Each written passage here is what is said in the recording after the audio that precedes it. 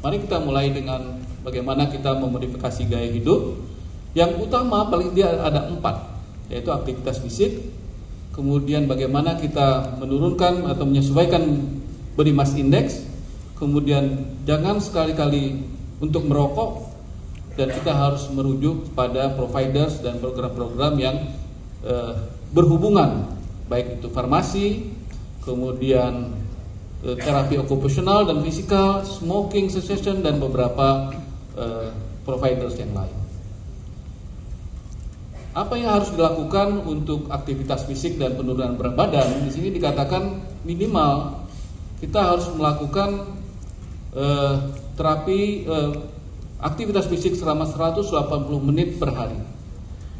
Dan ini harus disesuaikan dengan kemampuan fisik dan kardiovaskuler. Dan ini ada beberapa rekomendasi yang dianjurkan oleh Kadigo ya, untuk aktivitas ini, tetapi tetap kita harus memperhatikan hubungan aktivitas fisik ini dengan obesitas ya.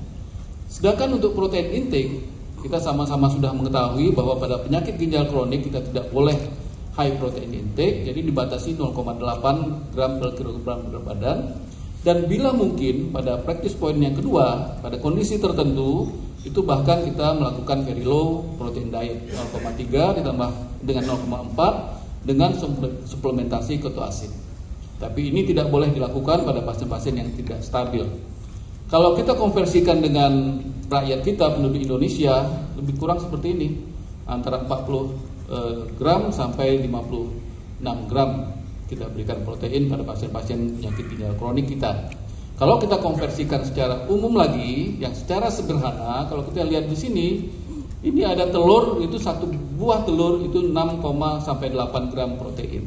Jadi kalau dia makan 3 telur sehari, itu sudah lebih kurang 30 gram protein, ditambah nasi 100 gram atau 1 cup, itu 3 sampai 6 gram.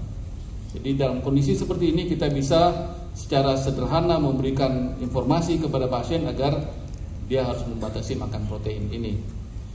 Sedangkan untuk pembatasan garam, saya kira sama seperti yang sudah-sudah, yaitu 2 gram sodium atau 5 gram dari garam dapur, gitu ya. Ini kira-kira upaya yang dapat kita lakukan untuk membatasi garam ini. Di antaranya kita harus membiasakan diri kepada pasien untuk melihat komposisi dari garam pada masing-masing makanan, terutama makanan-makanan yang sifatnya siap saji. Kita harus hindari makanan-makanan yang tinggi. Kalau perlu tidak memasukkan garam di dalam makanan kita, cukup memberikan sedikit di meja.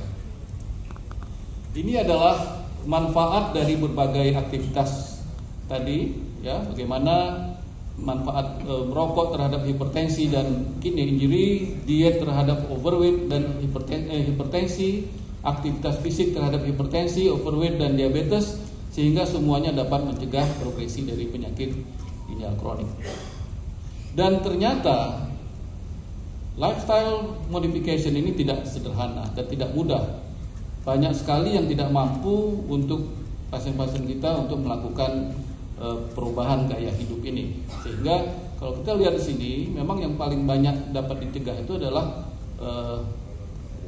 penurunan berat badan dan aktivitas fisik. Sedangkan merokok dan alkohol itu tidak mudah. Mudah-mudahan di Indonesia alkohol tidak begitu menjadi masalah. Ini ada satu kartun yang menggambarkan bagaimana orang merokok di mana-mana di kita. Ada wawancara, masih merokok? Dia bilang masih. Pertanyaannya, enggak takut mati? Ini jawabannya yang menarik. Kalau mati kan ada korek, tapi bisa dihidupin lagi rokoknya, jadi tidak masalah. Begitulah sulitnya kita memberantas orang untuk merokok. Saya kira itu yang dapat saya sampaikan. Assalamualaikum warahmatullahi wabarakatuh. Waalaikumsalam. Ya, terima kasih Dr. Zulhar Ali yang sudah menyampaikan materinya dengan tepat waktu.